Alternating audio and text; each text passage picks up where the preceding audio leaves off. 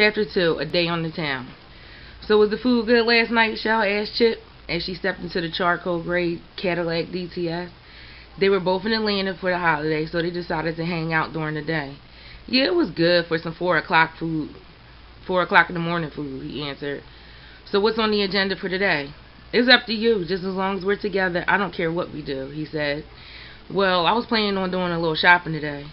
What were your plans? Shell asked as she turned down the music slightly. Shit, just chill out all day and find something to get into. Shopping sounds like a plan. Where to first? Let's go to Lenox. Alright, then we have to go to South DeKalb. Is that okay with you? Sure, it's on you after that. Deal. With that, he was on Peachtree Street. Chip turned up the volume. He felt that it was so ironic that the radio played a song that reminded him of Shell. Best Friend was playing. Although they had just met, he enjoyed hanging with her already, and she also enjoyed hanging with him. They instantly had a connection, and they both felt the positive vibes from one another. You know, I really think I'm going to like you. I've been checking you out for quite a while, and I have never heard anything bad about you, he told her as he leaned towards her and placed his hand on his chin. Well, I have done my research on you too, and you're not that bad yourself, I guess, she responded, while leaning back and checking out his expression. They pulled into the mall parking lot, and Shell directed him to park in the lot right in front of the main entrance. You know this is your mall. I don't really know where to go, so you're gonna have to lead the way, he said as he pulled into a parking space. Chip got out of the car and walked over to her side and opened the door for her. Aw, thanks. You're such a gentleman, Shell said sarcastically. Whatever, he responded as he closed the door behind her and put his arm around her. Shell told him the entire story about the limo driver, and he listened to each word she was saying, not missing a beat. Chip wanted to give Shell his undivided attention whenever possible, and he could see that she would open up to him before long. From the outside looking in, you would have thought they had been together for years. For some strange reason, they both felt like they had. Shell decided to work her way from one end of the mall to the other. When they walked in, she turned left. Let's go on Urban Outfitter first, she said. He walked and thought to himself, damn, she can have whatever I have in my pockets. I will go back and get more money if I have to. What can I do to keep her? What does she like besides going shopping and out to eat? How in the hell am I going to keep that stupid ass drama with Kiki and Mo away from her? I gotta make sure I keep this chick around.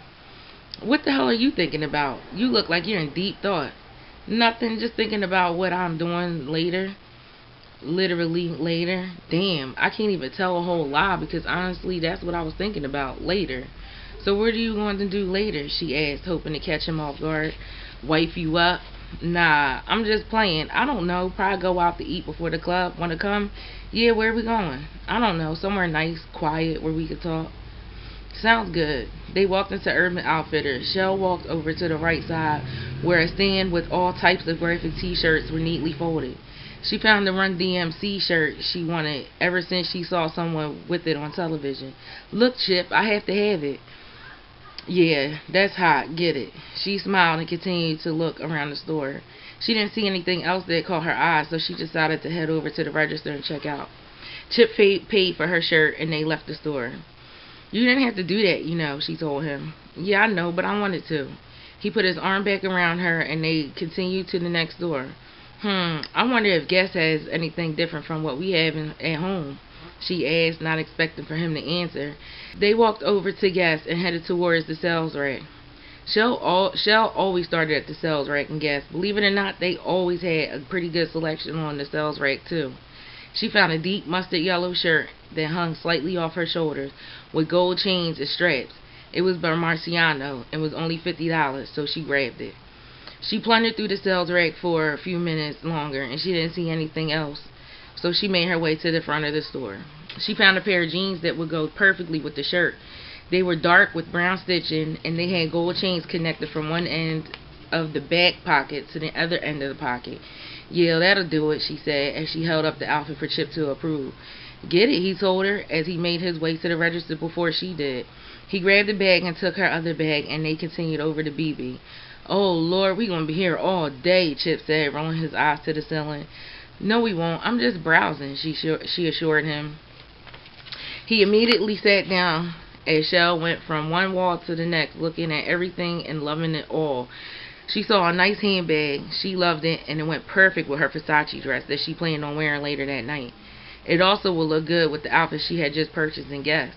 Look, Chip, I love it, she told him as she held the bag up for him to see. Yeah, that is nice, he said, sensing that she had great taste. It was a silk chocolate brown hobo style bag with the brown strap covered by a chain with the logo printed in various places on the front of the bag. She also saw a beige sweatsuit with orange and gold around the wristband and the waistband.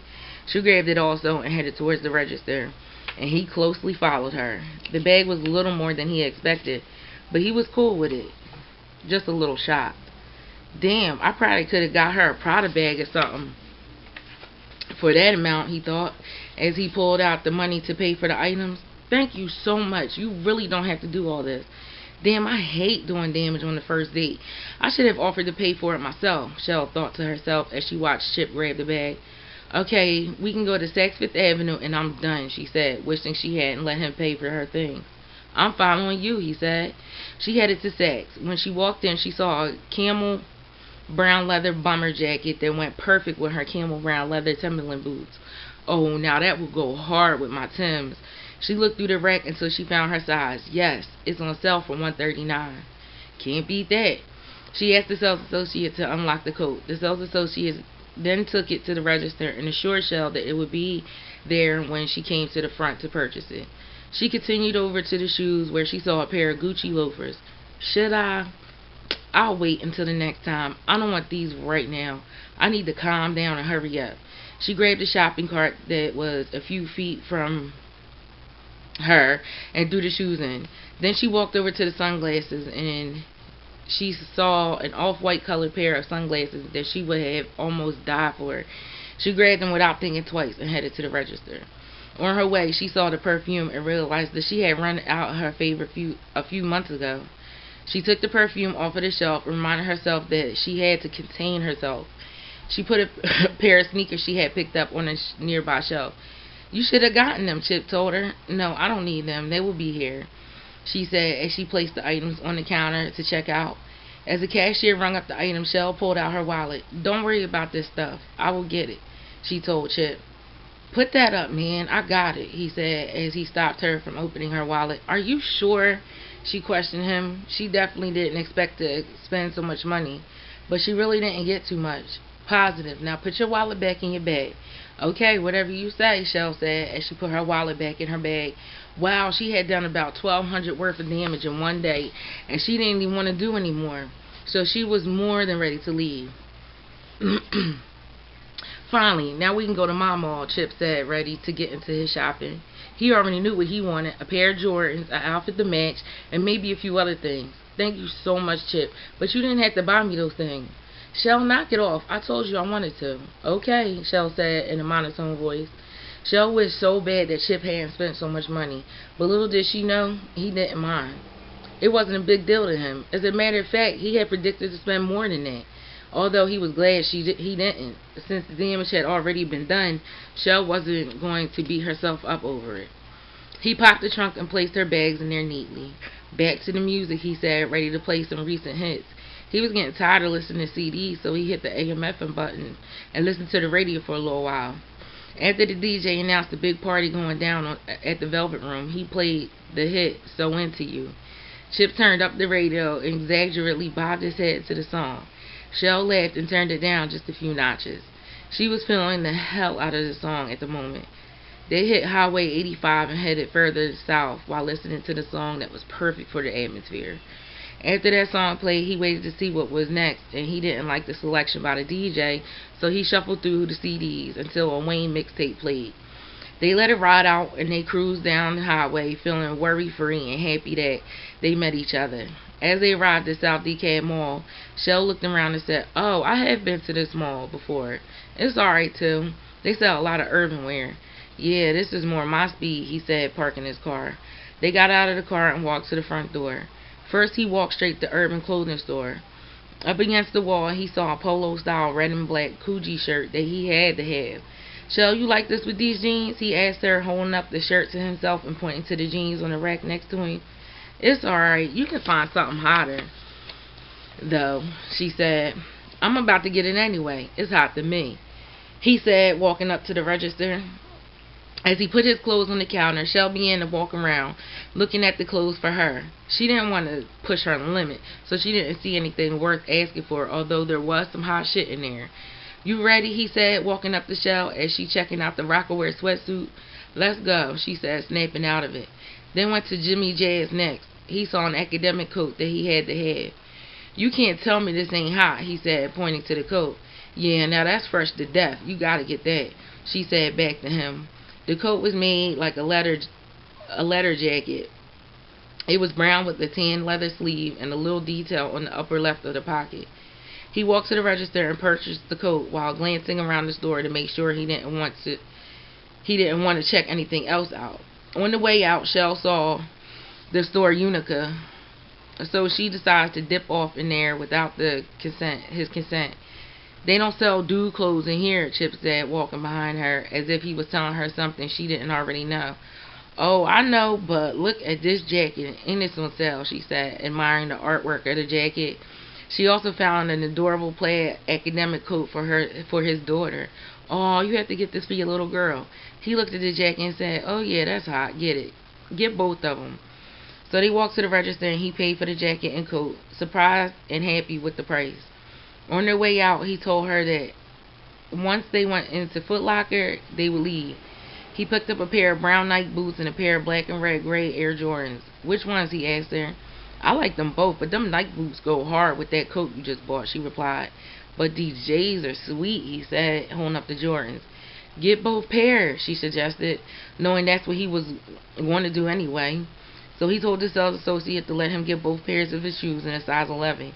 He walked over to the register and picked up a pack of socks. Shell looked around. She thought about asking for a pair of Jordans too, but she decided she didn't really want any sneakers unless they were the Gucci ones she had saw in Saks. He purchased the shoes and they were on their way out of the mall. See how quick that was? Short and to the point, he said, poking her in the side. Whatever, I'm hungry, she said, pushing him. Where do you want to go to eat? He asked her. Somewhere nice. I don't care, she said to him as he opened the door for her. They cruised through the parking lot listening to Jadakiss. She gazed out of the window wondering where they were going. She didn't ask because it didn't matter. She was hungry. They were silent as the music played. He was into the music and she was wondering how long they would last and what all she would go through once they returned home.